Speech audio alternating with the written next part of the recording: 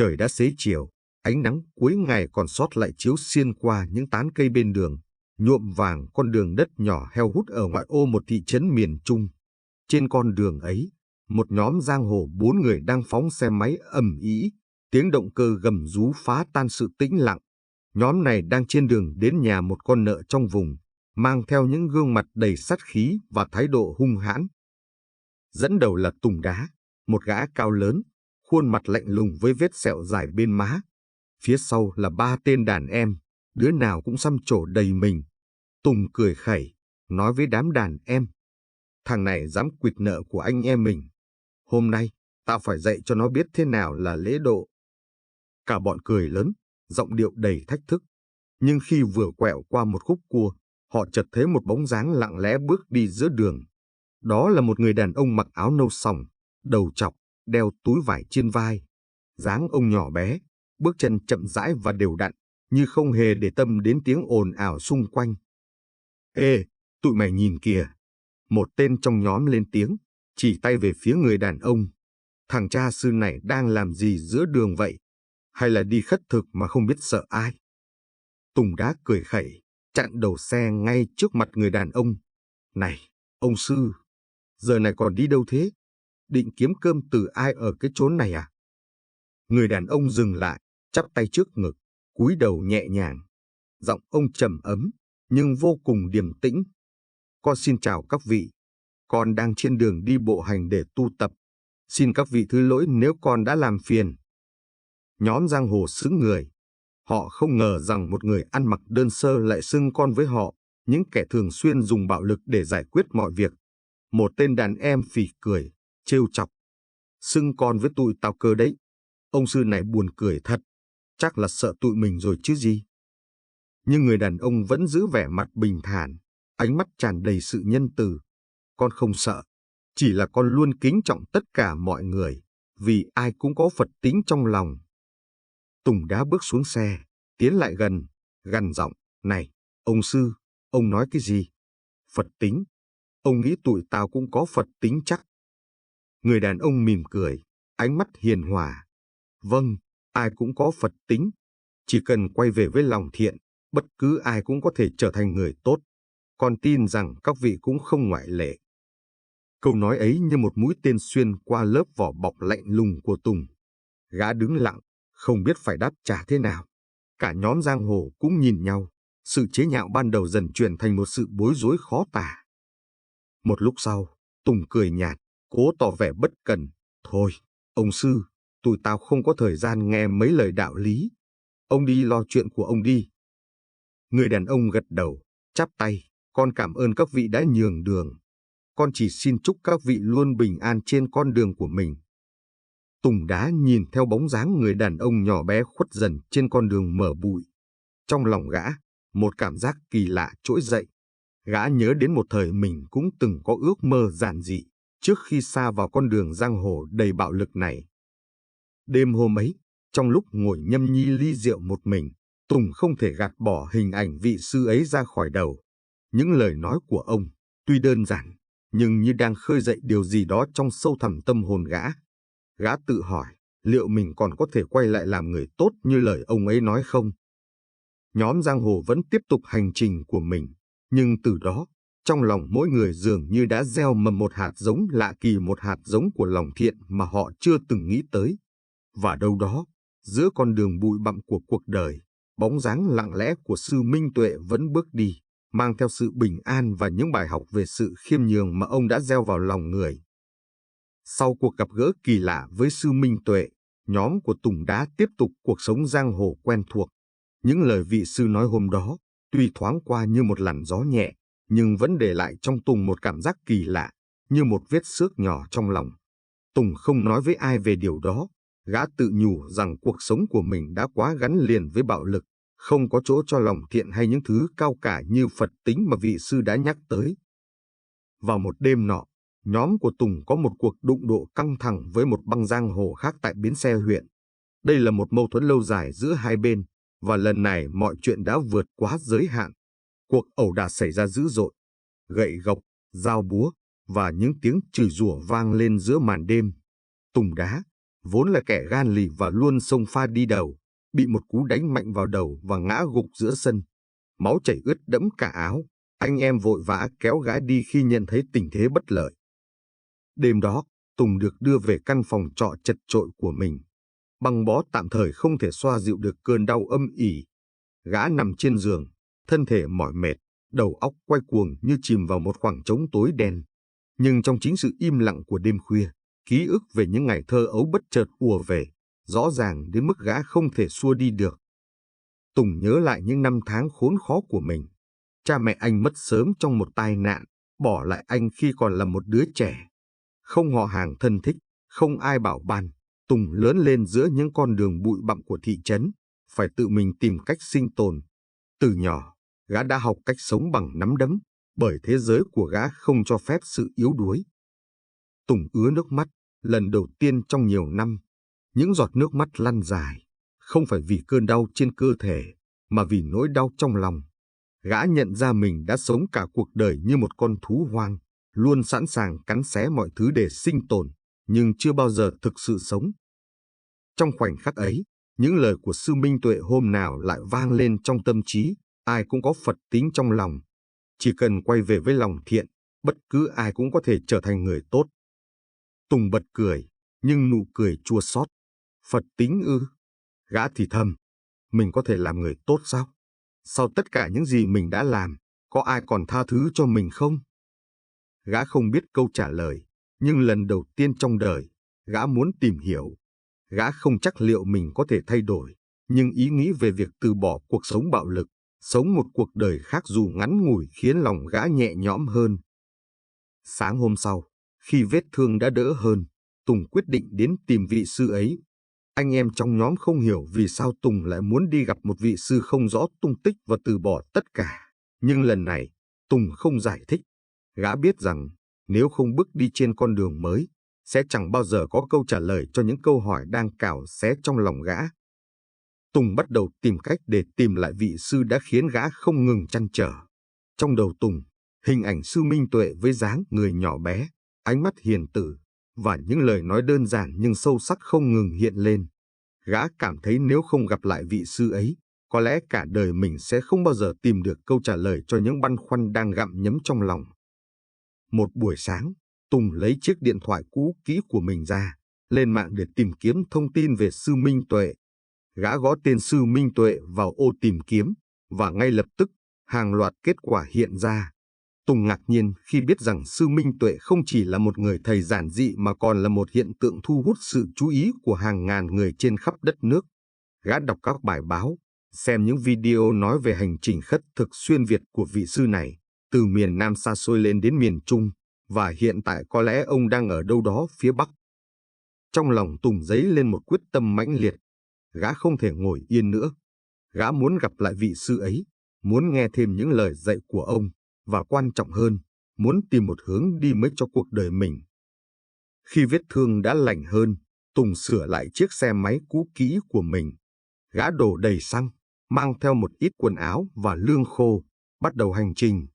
Gã không biết rõ mình sẽ đi đâu, nhưng gã nghĩ rằng chỉ cần đi về hướng Bắc, nơi mà theo thông tin từ mạng xã hội, Sư Minh Tuệ đang hành đạo, gã sẽ có cơ hội gặp lại ông. Những ngày đầu tiên trên hành trình, Tùng cảm thấy tràn đầy năng lượng. Gã chạy xe qua những con đường dài, qua các ngôi làng, thị trấn. Trên đường, gã gặp nhiều người, có những người tỏ ra nghi ngờ khi thấy gã với hình xăm đầy người và dáng vẻ từng trải của một kẻ giang hồ, nhưng cũng có những người tốt bụng sẵn sàng chỉ đường, kể cho gã nghe về những nơi mà Sư Minh Tuệ đã đi qua. Tuy nhiên, hành trình không hề dễ dàng. Chiếc xe máy cũ kỹ của Tùng bắt đầu hỏng hóc liên tục. Có những lúc xe chết máy giữa đường, gã phải dắt bộ cả chục cây số để tìm chỗ sửa.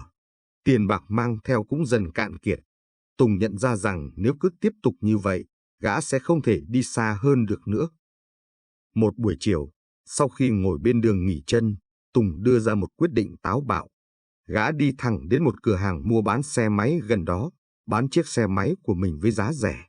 Dù biết rằng chiếc xe này là thứ duy nhất mà gã sở hữu, gắn bó với gã suốt nhiều năm, nhưng Tùng không do dự. Gã nghĩ rằng nếu Sư Minh Tuệ có thể đi bộ hàng ngàn cây số với đôi chân trần, thì tại sao gã lại không thể làm điều tương tự? Từ hôm đó, hành trình của Tùng hoàn toàn thay đổi. Gã bắt đầu đi bộ, mang theo chiếc ba lô nhẹ trên vai. Những bước chân đầu tiên thật khó khăn. Cơ thể vốn quen với cuộc sống dễ dãi giờ đây phải đối mặt với những cơn đau nhức do đi bộ đường dài. Nhưng càng đi, Tùng càng cảm thấy nhẹ nhàng hơn, không chỉ về thể chất mà còn về tinh thần.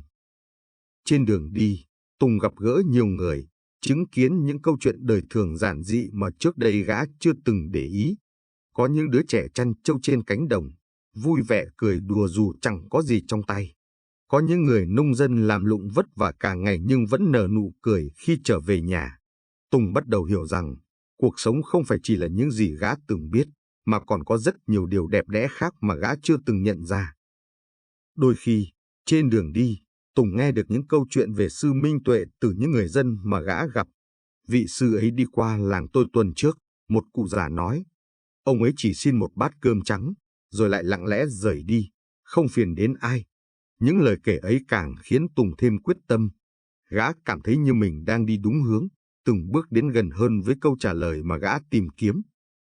Cứ thế, Tùng tiếp tục hành trình, để lại sau lưng quá khứ đầy bóng tối của mình.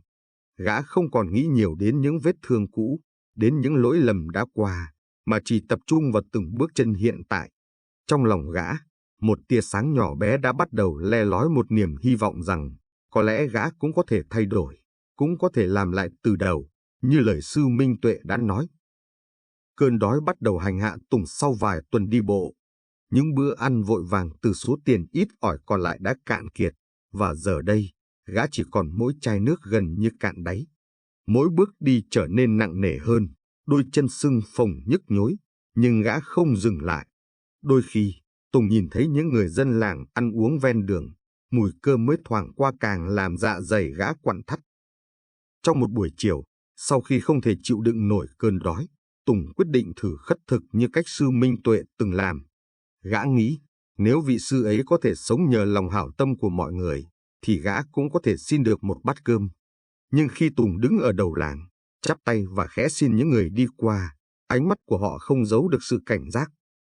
Người đâu mà xăm trổ đầy mình thế kia? Một bà cụ thì thầm với người đi cùng. Nhìn cũng giống giang hồ, ai dám cho gì chứ? Tùng nghe thấy hết, nhưng gã không trách ai. Gã hiểu, quá khứ và ngoại hình của mình đã khiến người khác e ngại. Nhưng ánh mắt dò xét, sự từ chối lặng lẽ cứ thế lặp lại, từng lần một, đẩy gã rời xa giấc mơ về một bát cơm đơn giản. Đêm ấy, Tùng nằm co ro bên lề đường, cơ thể rã rời, bụng đói cồn cào. Nhưng thay vì nản chí, gã tự nhủ, nếu không xin được, mình sẽ làm. Mình không còn gì để mất, chỉ cần một chút cơm để tiếp tục đi. Ngày hôm sau, Tùng bước vào một ngôi làng nhỏ. Nhìn thấy một gia đình đang thu hoạch lúa ở cánh đồng gần đường, gã quyết định thử vận may. Gã tiến lại gần, chắp tay cúi đầu, giọng khan đặc vì khát và mệt. Chào bác, cháu là người đi đường, không còn tiền và cũng chưa có gì ăn. Nếu bác cần người phụ việc, cháu xin làm để đổi lấy một bát cơm. Người đàn ông trung niên, có lẽ là chủ nhà, dừng tay nhìn Tùng. Ông im lặng một lúc, ánh mắt lướt qua những hình xăm trên cánh tay gã. Nhưng thay vì tỏ ra sợ hãi hay dè dặt, ông cười nhẹ. Cháu có sức thì vào đây gặt giúp bác. Xong việc, bác mời cơm. Tùng gần như không tin vào tai mình. Gã gật đầu liên tục, rồi lao ngay vào công việc, cầm liềm gặt lúa như một người nông dân thực thụ. Gã làm việc hăng say, dù đôi tay không quen với việc đồng áng nhanh chóng bị phồng rộp và rớm máu. Nhưng Tùng không dừng lại. Khi cơn đói hành hạ, gã chỉ tự nhủ, làm xong, mình sẽ có cơm. Chỉ cần thế là đủ. Buổi trưa, khi cánh đồng đã thu hoạch gần hết, người chủ nhà giữ lời, mời Tùng vào ngồi cùng gia đình. Một bát cơm trắng, vài món rau đơn sơ và chén nước mắm được đặt trước mặt gã. Tùng cúi đầu cảm ơn, rồi ăn từng miếng chậm rãi, như thể đây là bữa ăn ngon nhất đời mình. Người vợ của chủ nhà hỏi, nhìn cháu lạ lắm, cháu không phải dân vùng này, đúng không? Tùng ngừng lại, gật đầu và thành thật kể về hành trình của mình. Gã không giấu giếm về quá khứ giang hồ, về cuộc sống bạo lực mà gã từng trải qua. Nhưng Tùng cũng kể về sự thay đổi trong lòng mình, về quyết tâm gặp lại sư Minh Tuệ để tìm một con đường mới. Cả gia đình nhìn gã với ánh mắt cảm thông. Người chủ nhà vỗ vai Tùng. Đời ai cũng có lúc lầm lỡ, quan trọng là biết sửa sai. Nhìn cháu làm việc, bác tin cháu thật lòng muốn thay đổi. Cứ đi tiếp, rồi cháu sẽ tìm được điều mình cần. Từ hôm đó, Tùng quyết định làm việc để đổi lấy đồ ăn trên hành trình của mình. Gã không ngại bất kỳ công việc nào, gặt lúa, quét sân chùa, chẻ củi, hay thậm chí sửa hàng rào cho những gia đình bên đường. Ban đầu, mọi người còn dè chừng khi thấy dáng vẻ xăm trổ của gã. Nhưng bằng sự chân thành và thái độ chăm chỉ, Tùng dần khiến họ thay đổi suy nghĩ. Càng đi, Tùng càng nhận ra rằng lòng tốt không hề biến mất trên thế giới này. Chỉ cần mình sống chân thành, sẽ có người mở lòng với mình. Cũng trên hành trình ấy, Tùng hiểu rằng sự thay đổi không đến từ những lời nói hời hợt, mà phải được chứng minh qua hành động. Và từng bước chân, từng bữa cơm kiếm được bằng mồ hôi công sức, Tùng cảm thấy mình ngày càng tiến gần hơn với con người mà gã muốn trở thành. Những ngày tiếp tục hành trình, Tùng càng hiểu rằng để thay đổi không chỉ cần ý chí, mà còn phải sống với sự chân thành. Trên con đường từ làng này qua làng khác, Tùng không chỉ xin làm việc để đổi lấy đồ ăn mà còn giúp đỡ những người khác mà không mong nhận lại bất cứ thứ gì. Có lần, một gia đình trẻ gặp khó khăn vì chiếc xe máy hỏng giữa đường. Người đàn ông loay hoay mãi không thể sửa được, trong khi vợ anh ngồi bên cạnh bế một đứa trẻ đang khóc vì đói. Nhìn thấy cảnh ấy, Tùng bước lại gần, nhẹ nhàng hỏi. Anh chị cần giúp gì không? Tôi rảnh sửa xe máy, để tôi xem thử. Người đàn ông thoáng do dự, ánh mắt nhìn vào những hình xăm trên tay Tùng. Nhưng khi thấy gã không có vẻ gì đe dọa, anh miễn cưỡng gật đầu. Tùng nhanh chóng tháo nắp xe, kiểm tra động cơ, rồi phát hiện ra vấn đề. Chỉ trong vài phút, chiếc xe đã nổ máy trở lại. Người đàn ông mừng rỡ, rút tiền ra đưa cho Tùng. Anh cầm lấy ít tiền này, cảm ơn anh đã giúp đỡ. Nhờ anh mà tôi có thể đưa vợ con về nhà. Tùng lắc đầu, mỉm cười. Không cần đâu, tôi không lấy tiền. Nếu anh có dư, hãy mua gì đó cho con anh ăn là được rồi.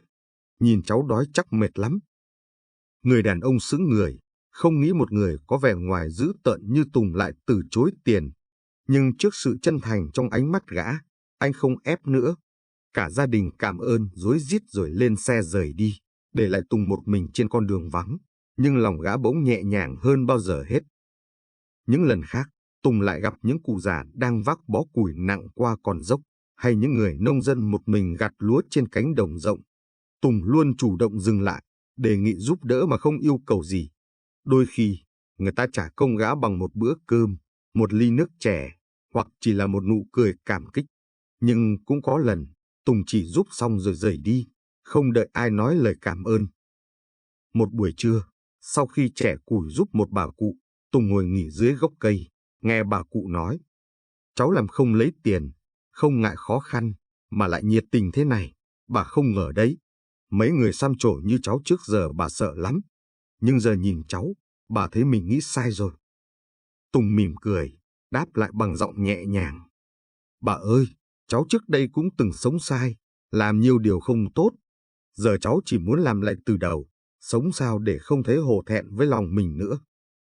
Câu nói ấy không chỉ là lời giải thích cho người khác, mà còn là lời tự nhắc nhở của Tùng với chính mình. Gã nhận ra rằng, mỗi lần giúp đỡ người khác, mỗi lần từ chối tiền để chỉ nhận đồ ăn, gã không chỉ đang xây dựng lòng tin với mọi người, mà còn đang tự chữa lành những vết thương trong tâm hồn mình. Dần dần, những người từng dè chừng Tùng vì ngoại hình của gã bắt đầu thay đổi. Họ không còn sợ hãi hay xa lánh gã nữa. Có những nơi, khi thấy bóng dáng gã từ xa, họ chủ động vẫy tay chào, mời gã vào nhà uống nước hay ăn bữa cơm đơn sơ.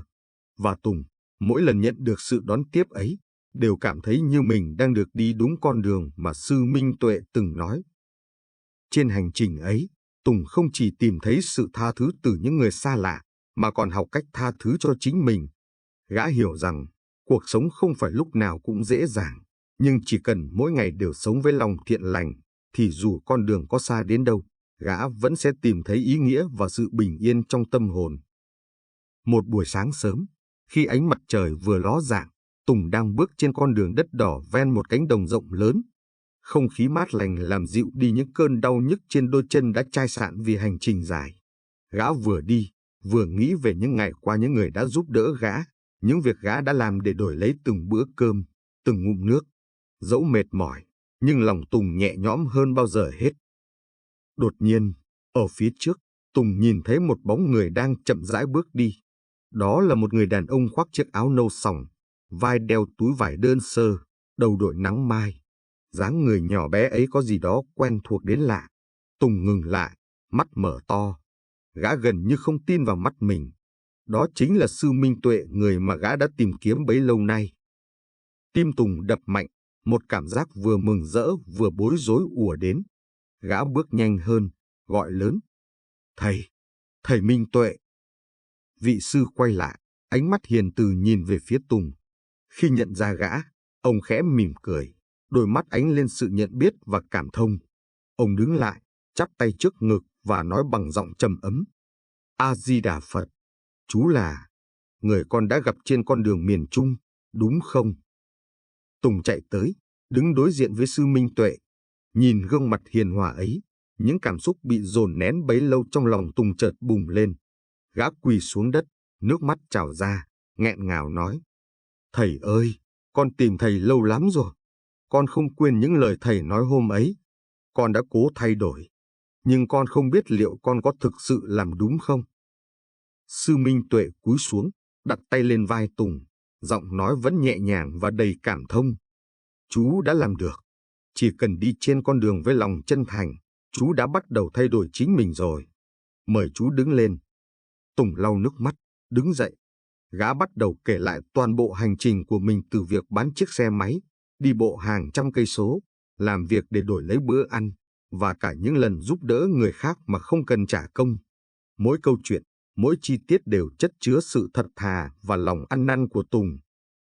Nghe xong, Sư Minh Tuệ khẽ gật đầu, ánh mắt ánh lên sự tự hào. Chú đã đi qua một hành trình rất dài, không chỉ trên con đường này, mà còn trong chính tâm hồn mình. Thay đổi không phải là điều dễ dàng, nhưng chú đã dám đối diện với quá khứ và tìm lại lòng thiện, đó là điều mà không phải ai cũng làm được. Tùng nhìn Sư Minh Tuệ, lòng nhẹ nhõm như vừa trút bỏ một gánh nặng.